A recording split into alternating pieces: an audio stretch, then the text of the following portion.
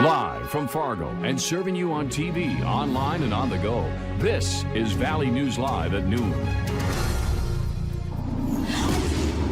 We have new information on the woman reported missing in Clearwater County, Minnesota. Authorities have now released her name.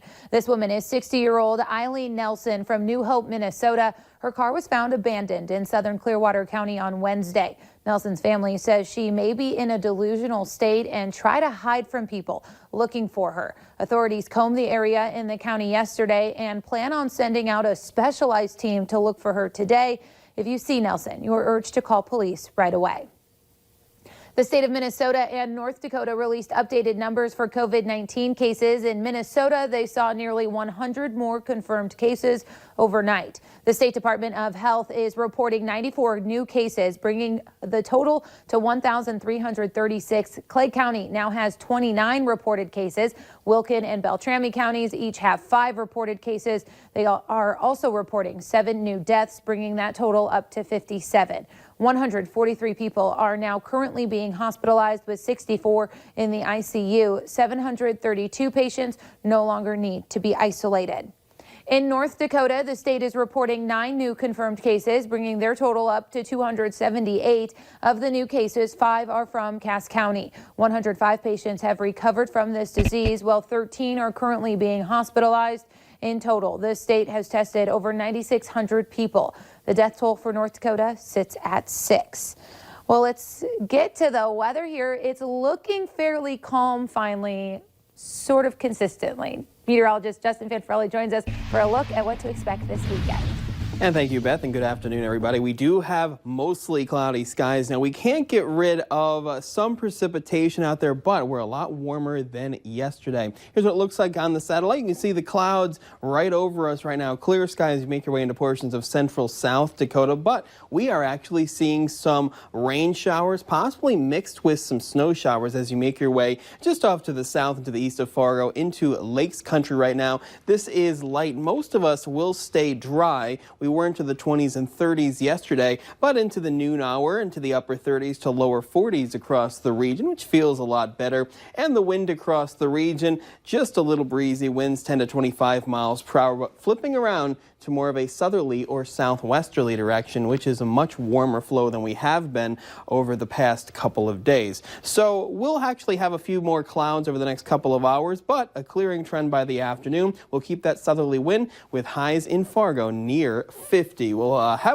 have a look at the next 7 days, which give us a nice dry weather pattern and some sunshine. Details coming up. All right, perfect. Thank you, Justin.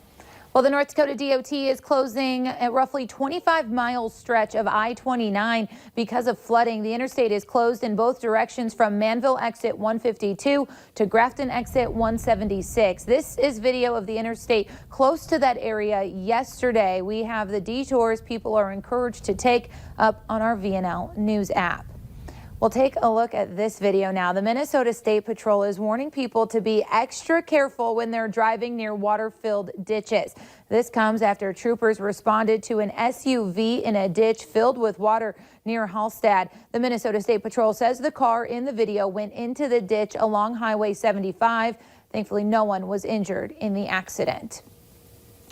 Well, new at noon, one man is facing multiple charges after police say he broke into a home, started a chase, and then a police standoff in west central Minnesota. It started yesterday morning when police learned a house was broken into in Kandiyohi County. Authorities eventually found the suspect and tried to arrest him, but he took off. Eventually, the suspect went into a house, prompting a standoff in Willmar. After some time, 39-year-old Jared Haugen of Willmar surrendered to police. He's facing charges of burglary, theft, and fleeing in a vehicle, with more charges possible. Also new at noon, a car and garage are damaged after a vehicle started on fire. It happened this morning around 9 in the 800 block of 32nd Street North.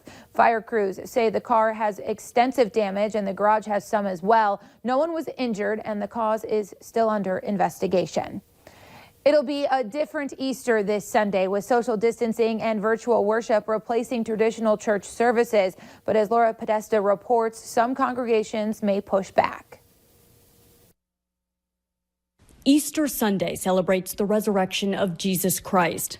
President Trump once hoped it would mark the resurrection of the U.S. economy and a return to work for many Americans. I would say by Easter we'll have a recommendation, and maybe before Easter. But as the number of those succumbing to COVID-19 continues to rise and social distancing guidelines remain firmly in place, churches will not be holding regular service this Sunday. Standing far apart and wearing face masks, these Texas pastors invited their congregation to worship online. So we're doing what we are supposed to do, and we want you to see the streaming of your church, see the streaming of many of our churches.